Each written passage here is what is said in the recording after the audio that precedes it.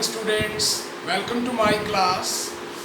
Yesterday I taught you about the verbs because I gave you the new division of verbs with new technique. But I told you yesterday that first of all I will take the auxiliaries verbs because it has two types, primary auxiliaries and modals auxiliaries. Today I will take only the primary auxiliaries. It is also called helping verbs. इनको helping verb का नाम भी दिया जाता है. English में दो प्रकार की helping verb हैं, modals helping verb और primary helping verb. आज केवल मैं आपको primary helping verb के बारे में बताऊंगा. प्राइमरी हेल्पिंग वर्ब तीन प्रकार से है, जैसे टू बी को हम अगर इलेबोरेट करते हैं इज, एम आर, वाज, वर. इसी प्रकार सेकंड जो इसकी टाइप है प्राइमरी हेल्पिंग वर्ब की, टू हैव, इसे जब हम इलेबोरेट करेंगे हैज, हैव, हैड. और थर्ड जो इसका टाइप है वो है टू डू. इसको भी इलेबोरेट करेंगे तो डू, डज, डिड. तो सबसे पहले मैं आपको टू बी के बारे में बताऊंगा कि इसको जब हम लोग एक प्रकार से प्रेजेंट में इलेबोरेट करेंगे तो इज, एम आर, और पास्ट में करेंगे तो वाज, वर. सबसे पहले मैं आपको सेंटेंस के माध्यम से बताना चाहूँगा किस प्रकार से ये इज, एम आर एक लिंकिंग वर्ब के रूप में काम करता है, किस प्रकार से जब यहाँ पर मेन वर्ब नहीं होती तो ये मेन वर्ब का काम भी करता है. तो सबसे पहले आप पहला सेंटेंस देखिए, राम इज ए राइटर. अब ये प्रेजेंट के बारे में बताया है कि राम एक लेखक है. इसी को हम पास्ट में जो है बना सकते हैं sentence, Ram was a writer. Second sentence, I am a doctor. अब इसको पास्ट में बनाएंगे, I was a doctor. Third sentence, they are players. Past में दे वर प्लेयर्स. तो आपने देखा कि प्रेजेंट में इज, एम आर का यूज किस प्रकार से एक हेल्पिंग वर्ब के रूप में हम लोग यूज कर रहे हैं. अब यहाँ पर क्योंकि कोई एक्शन वर्ब्स नहीं है, कोई बेस वर्ब नहीं है, तो हम ये कह सकते हैं कि इज, एम आर ही मेन वर्ब है. और इसको हम किस प्रकार से प्रेजेंट के सेंटेंसेस में बना सकते हैं, किस प्रकार से पास्ट के सेंटेंसेस में बना सकते हैं. और आपको एक बात और यहाँ बताना चाहूँगा कि ये सभी पॉजिटिव सेंटेंसेस मैंने आपको बताए हैं. अब हम इसको नेगेटिव सेंटेंसेस में भी चेंज कर सकते हैं. Ram is not a writer, I am not a doctor, they are not players. और इसी प्रकार से इंटेरोगेटिव में भी चेंज कर सकते हैं. इज राम ए डॉक्टर, बाद में इंटेरोगेटिव साइन आएगा. इसके बाद am I a doctor, interrogative sign. Are they players, interrogative sign. ये प्रेजेंट का मैंने आपको नेगेटिव और इंटेरोगेटिव बताया. इसके बाद हम वाज वर्ब का प्रयोग करके इस प्रकार पास्ट का भी नेगेटिव और इंटेरोगेटिव भी बना सकते हैं. अब सेकंड जो इसमें पॉइंट है, टू एक्सप्रेस एडवाइस.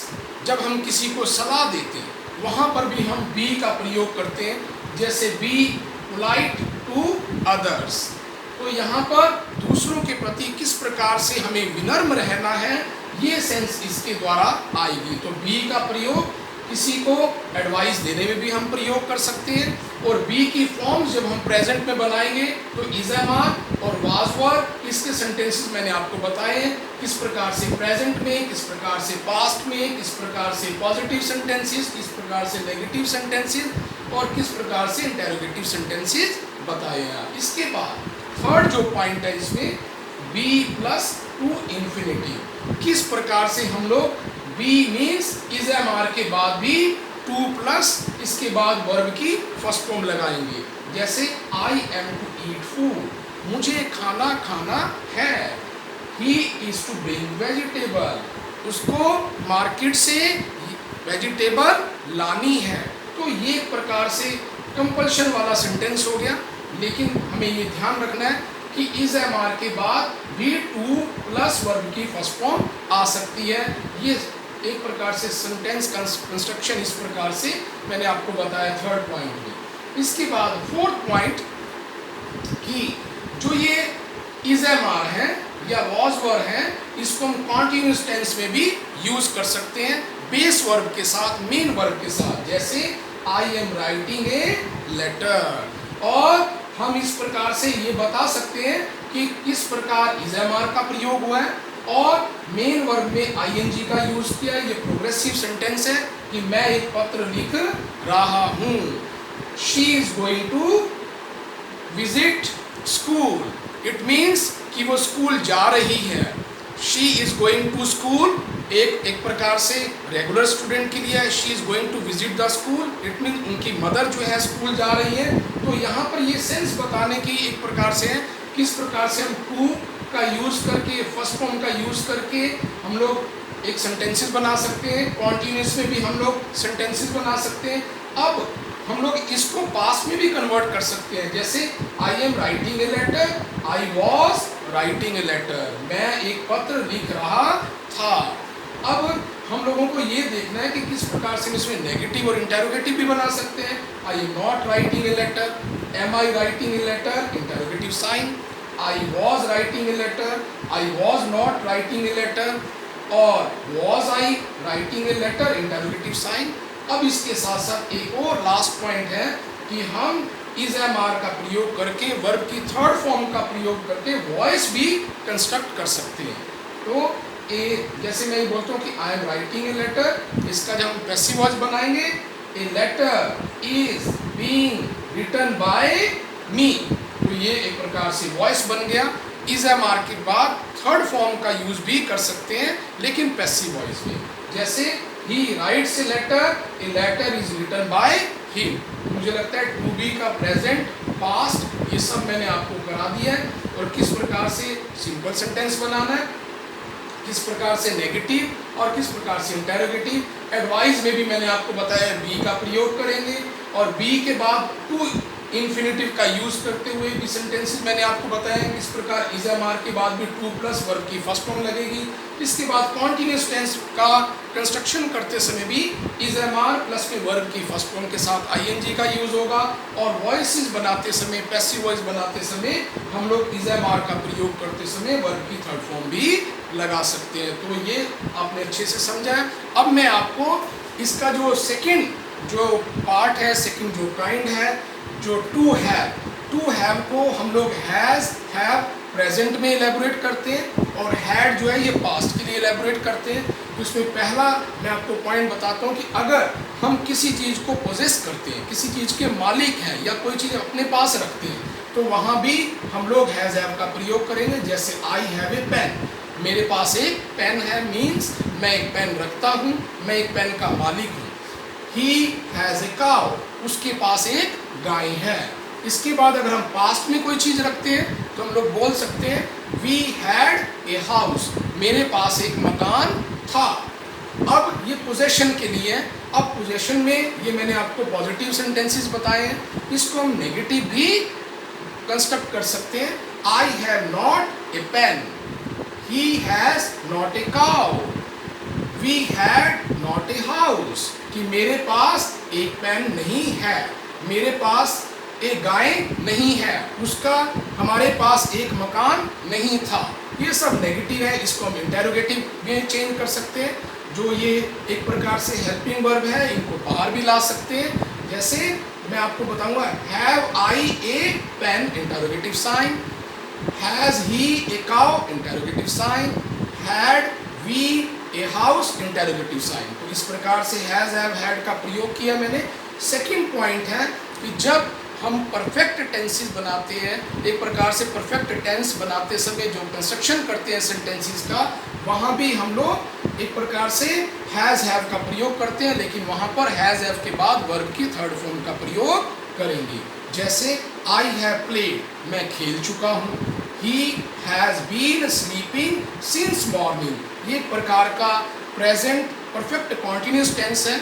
वहाँ पर भी हम लोग जो है हैज़ हैव का प्रयोग करेंगे, प्लस में बीन का प्रयोग करेंगे, प्लस में वर्ब की फर्स्ट फॉर्म के साथ आईएनजी का प्रयोग करेंगे। तो चाहे वो परफेक्ट प्रेजेंट परफेक्ट टेंस है चाहे वो पास्ट परफेक्ट टेंस है या प्रेजेंट परफेक्ट कॉन्टिन्यूस टेंस है या पास्ट परफेक्ट कॉन्टिन्यूस टेंस है, इन सब चीज़ों में भी हम लोग हैज़ हैव का प्रयोग करेंगे। अब पैसिव वॉइस बनाते समय हैज़ हैव के बाद थर्ड फॉर्म तो लगती है, लेकिन पैसिव वॉइस अगर मैं बनाता हूँ कि मोहन किल्ड हिम, तो इसका पैसिव वॉइस बनेगा he has been killed by Mohan.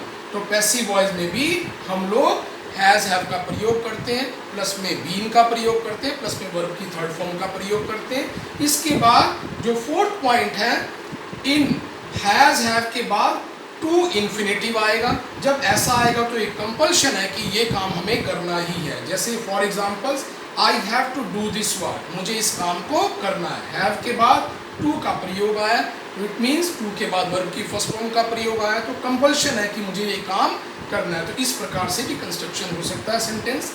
इस जो हैज़ हैव की रो में लास्ट है have in take sense.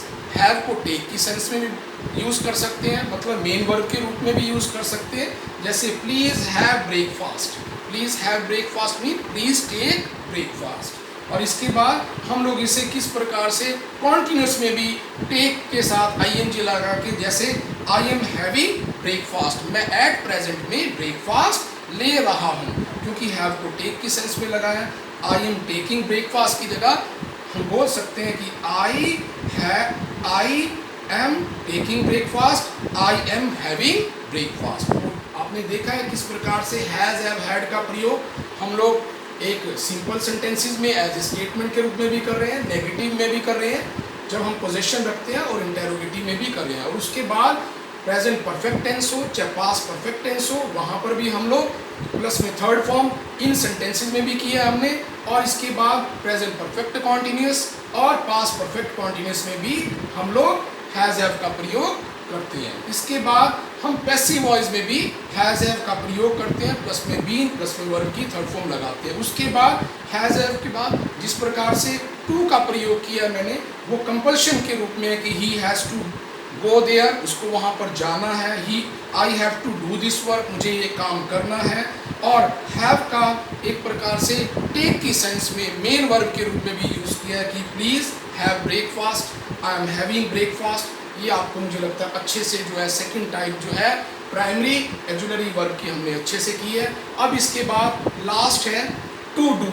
To do में हम लोगों को ये देखना है कि डू डज डिड का जब हम लोग ये यूज़ करते हैं तो यहाँ पर टू डू एक्ट के रूप में, ये मेन वर्ब के रूप में भी यूज़ होता है। और उसके बाद एक प्रकार से हेल्पिंग वर्ब के रूप में भी हम लोग इसे यूज़ करते हैं। तो पहला सेंटेंस, पहला इसमें एग्जाम्पल के रूप में बताऊंगा। पहला sentence as a main verb. अब मेन वर्ब के रूप में कोई चीज़ परफॉर्म करनी है, कोई चीज़ करनी है, तो मैं बोलूँगा यू मस्ट डू इट, तुम इस काम को जरूर करोगे। ये एक प्रकार से प्रेजेंट में भी है और एक प्रकार से फ्यूचर में भी एडजस्ट हो रहा है। लेकिन पास्ट में शी डिड इट हरसेल्फ, इस काम को उसने स्वयं किया था। तो यहाँ पर एक प्रकार से डू डज डिड एक मेन वर्ब के रूप में एक्ट करती है, परफॉर्म करती है। अब सेकंड सेंटेंस में टू मेक नेगेटिव और क्वेश्चन सेंटेंसेस हम लोग एक प्रकार से इसके माध्यम से जो प्रेजेंट इंडेफिनिट टेंस है या एक प्रकार से पास्ट इंडेफिनिट टेंस है, उसका हम नेगेटिव और इंटेरोगेटिव भी बना सकते हैं। जैसे does she teach you, I do not like coffee, did they not help you. तो हमने देखा कि किस प्रकार से हमने नेगेटिव और इंटेरोगेटिव वाले सेंटेंसेस भी डू से हमने बनाए। अब थर्ड जो है इसमें टू एम्फेसाइज, अगर हमने किसी बात पे जोर देना है, दबाव देना है और किसी सेंटेंस को प्रभावी बनाना है, तो हम लोग डू का प्रयोग एक प्रकार से जानबूझ के मेन वर्ब के साथ करेंगे ताकि हम अपने सेंटेंस को एम्फेसाइज दे रहे हैं। जैसे यू डू लुक टायर्ड, तुम अवश्य ही थके हुए दिखाई देते हो। मैं ये भी कह सकता यू लुक टायर्ड, तुम थके हुए दिखाई देते हो, लेकिन अपनी बात को एम्फेसाइज करने के लिए मैंने बोला कि यू डू लुक टायर्ड। यहाँ पर डबल जो है मेन वर्ब आ गई है, जानबूझ के आई है सेंटेंस पे एम्फेसाइज करने के लिए, अपनी बात को इफेक्टिवली रखने के लिए। और उसके बाद दूसरा सेंटेंस भी इसी में है, डू कम आवर होम, हमारे घर आना, लेकिन अवश्य आने के लिए डू का प्रयोग किया है, डू कम आवर होम, तो इसीलिए ये सेंटेंस गलत नहीं है। अगर कोई बोलता है कि कम आवर होम, ये भी ठीक है, लेकिन अगर उसको बोलना है कि अवश्य हमारे घर आना, तो बोलेंगे डू कम आवर होम, तो ये एम्फेसाइज के लिए भी डू का प्रयोग डबल किया जाता है। इसके बाद अवॉइड रेपिटिशन, कोई सेंटेंस आपसे पूछा जाता है, वो सेंटेंस का आंसर दोबारा से रिपीट ना किया जाए, उसके लिए हम बाद में डू या डज का प्रयोग करते हैं। जैसे for example, do you know Ram, क्या तुम राम को जानते हो, तो एक प्रकार से क्वेश्चन पूछा है। अब जो नेक्स्ट जो पर्सन है जो उसका रिप्लाई देगा, वो ये भी कह सकता है यस आई नो हिम, लेकिन वो इसका रिप्लाई केवल शॉर्ट देना चाहता है। क्या बोला है वो? यस आई डू, हाँ मैं जानता हूँ उसे, तो केवल यस आई डू कहने से उसका सेंटेंस कंप्लीट हो गया। इट मीन्स रेपिटिशन को अवॉइड करने के लिए भी डू का प्रयोग किया जाता है। और इसके साथ एट लास्ट इस रो में एक प्रकार से कॉन्टिन्यूस टेंसेस में भी डू का प्रयोग किया जाता है, लेकिन हेल्पिंग वर्ब के साथ, जब डू के साथ आईएनजी लगता है। जैसे I am doing this work, it means मैं ये काम इस समय कर रहा हूँ। इसके बाद मैं एक प्रेजेंट परफेक्ट कॉन्टिन्यूस टेंस में भी और पास्ट परफेक्ट कॉन्टिन्यूस टेंस में भी इसका प्रयोग कर सकता हूँ। जैसे I have been doing this work for 2 hours, मैं 2 घंटे से इस काम को कर रहा हूँ। तो आपने देखा किस प्रकार से हम लोगों ने जो प्राइमरी एक्सिलरीज वर्ब हैं उनको 3 पार्ट्स में डिवाइड किया। टू बी, जिसको प्रेजेंट में इज एम आर, पास्ट में वॉज वर्ब, और उसके बाद टू हैव, प्रेजेंट में हैज हैव, और उसके बाद पास्ट में हैड। ऐसे ही हम लोगों ने टू डू और टू डू को डू, डज, डिड, किस प्रकार से सेंटेंस का कंस्ट्रक्शन आपको बताया तीनों टाइप्स में। तो हम लोगों को next time modals, primary helping verb तो आज हमने किया, लेकिन next time modals axillary verbs करेंगे, जिसे मोडाल्स हेल्पिंग वर्ब भी कहते हैं। तो मुझे लगता है आज जो आपने प्राइमरी हेल्पिंग वर्ब का, प्राइमरी एक्सिलरीज का तीनों जो पार्ट्स मैंने डिवाइड करके दिया, कैसे टू बी, टू हैव और टू डू में सेंटेंसेस बनते हैं, कैसे यूज़ करते हैं, तो मुझे लगता है ये आपने बहुत अच्छे से अंडरस्टैंड किया होगा। तो इन सभी पॉइंट्स को आप नोट कर लेंगे और अच्छे से असेमिलेट करेंगे। तो मुझे लगता है आज का वीडियो आपने बहुत अच्छे तरीके से इंजॉय किया होगा। इसके लिए मैं आपको एक बात ज़रूर कहना चाहूँगा कि आप जो फॉर्म्स ऑफ वर्ब हैं या एक प्रकार से किसी भी प्रकार की वर्ब है, चाहे वो हेल्पिंग वर्ब है, चाहे मेन वर्ब है, हम उनको सेंटेंसेस में कहीं भी अवॉइड नहीं कर सकते। इसीलिए मोस्ट इम्पॉर्टेंट चैप्टर मान के जो third kind of parts of speech है, इसे अच्छे से नोट करेंगे। मेरा ये आपसे एक्सपेक्टेशन है, तभी जाके हमारी इंग्लिश स्ट्रांग होगी, करेक्ट हम लोग लिख पाएंगे, बोल पाएंगे, और उसके साथ राइटिंग भी हम अच्छे से कर पाएंगे, ऐसा मेरा होप है। तो मैं आज का लेक्चर यहीं पर फिनिश करता हूँ। Thank you very much, see you in the next lecture. Thank you very much.